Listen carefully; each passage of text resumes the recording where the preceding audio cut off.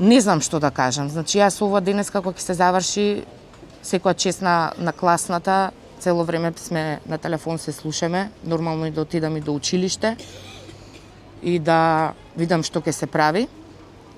Јас како родител, по ова што го поминав, бидејќи не дека е моje дете, меѓутоа моето дете не знае да се тепа.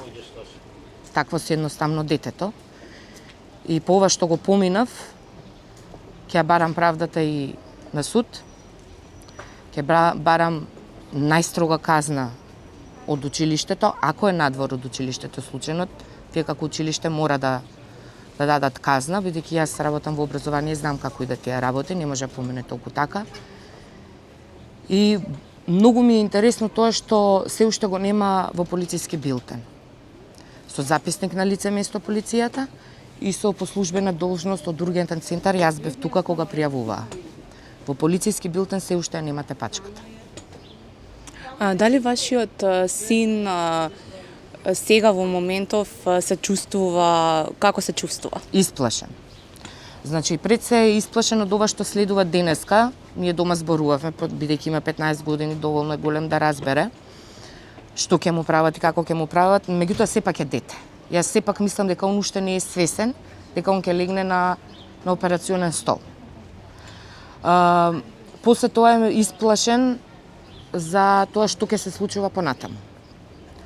Значи, тој ме прашува кога ќе тргне на школа и дали мора да иде на школа. Ќе одиме на психијатар, бидејќи мора да разговара со психијатар, мора тој страв да го надмине. Бидејќи тек е прва година, а до четврта, што ќе правиме? Ќе го праќам здраво право на училиште, момче, и ќе ми се јавуваат да дојдам на ургентен? Не е во ред. Еве вие како просветен работник, меѓуврсничкото насилство, дали е честа појава и дали добро се санкционира или се турка под тепих од вашето искуство во образованието? Честа појава и многу честа појава, значи пречеста појава. Зависи, знаете како, во училиштата, јас сум во основно, се работи на таа тема, се држат и работилници, се обучуваат децата и се зборува за ред тие работи. Меѓутоа не знам како е во средното образование. Стварно не знам, што не можам да коментирам како тие функционираат тамо. Меѓутоа се бутка по тепих, се заташкува. Значи, ќе се разговара и со учениците, и со насилникот, и со жртвата, и стручна служба ќе разговара, и родителите ќе ја потегнат, нели, работата, еве вака како мене, некој што не дај Боже ќе биде на моје место. Меѓутоа, после тоа, знаете како, ајде, да не правиме на големо, и се тоа така останува. Овој пат јас нема да го оставам така. Бидејќи, еве сме февруари, значи само едно полугодие помина, на 2-3 наврати он беше жртва на меѓуврстичко насилство. Што се случи? Не на физичко, меѓутоа на психичко. И 2-3 пати и сопругот и јас, повеќе сопругот во училиште, се разговараше, па се санкционира учениците. Јас не викам дека и тој не. Значи, двајцата се санкционирани, бидејќи тој нешто му рекол, мојот вратил и ред други работи. Меѓутоа останува на тоа.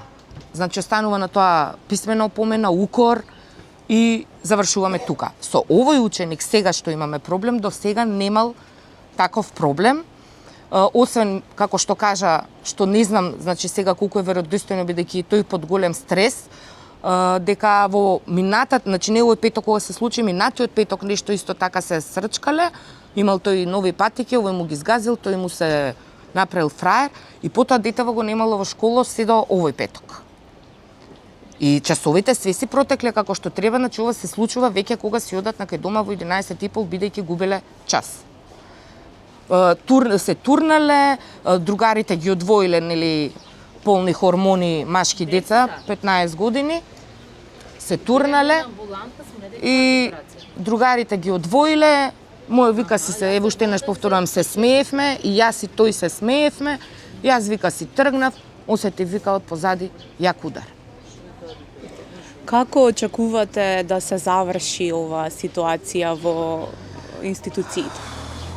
Праведно, ако може да биде така, а јас како родител и сопругот нормално ќе тераме правдата.